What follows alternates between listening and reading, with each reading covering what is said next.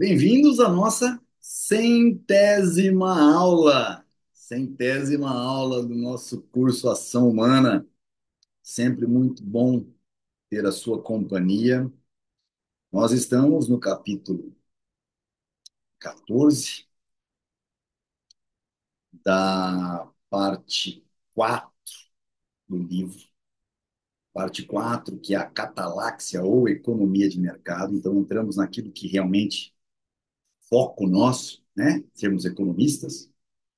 Capítulo 14, o capítulo inicial, que é o âmbito e metodologia da cataláxia. Passamos pela delimitação dos problemas catalácticos, e um subitem dele, a negação da economia. Passamos pelo item 2, o método das construções imaginárias, que é um ferramental importantíssimo para a gente. 3, a autêntica economia de mercado, então definindo o que é a economia de mercado, efetivamente. Falamos sobre maximização dos lucros, aquele negócio de existir um homo ou econômicos, né? Só pensa em lucro, que na verdade não existe. E nós vamos entender muito sobre isso.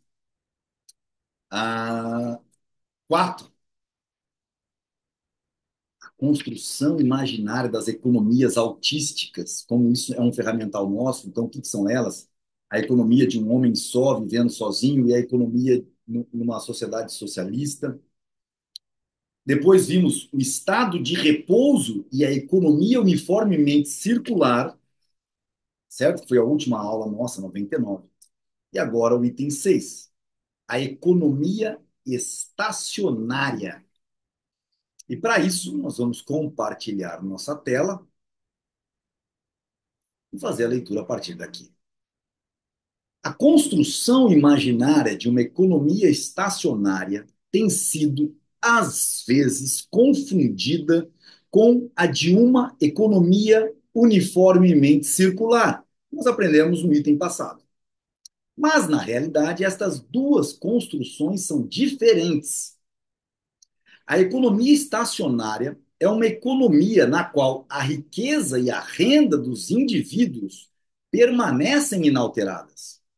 Nela, podem ocorrer mudanças, o que não seria admissível na construção de uma economia uniformemente circular. As cifras populacionais podem aumentar ou diminuir, desde que sejam acompanhadas por um correspondente aumento ou diminuição no total da riqueza e da renda.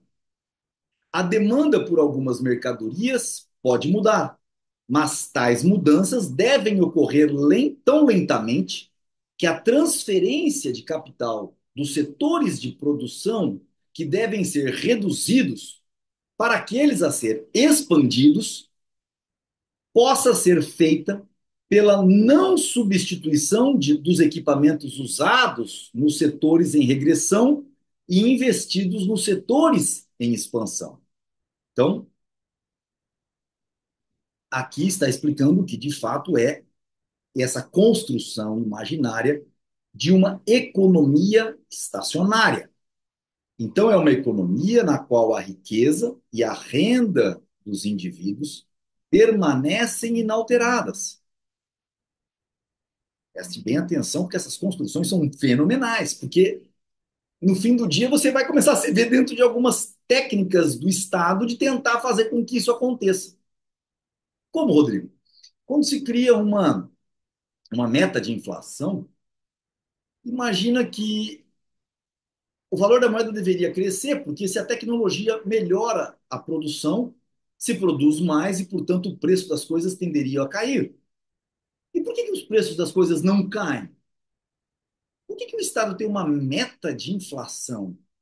É justamente porque o Estado está tentando focar numa economia estacionária, não deixar ninguém enriquecer graças à produtividade que aumenta no capitalismo. A economia estacionária é uma economia na qual a riqueza e a renda dos indivíduos permanecem inalteradas. Nela podem ocorrer mudanças, o que não seria admissível na construção de uma economia uniformemente circular.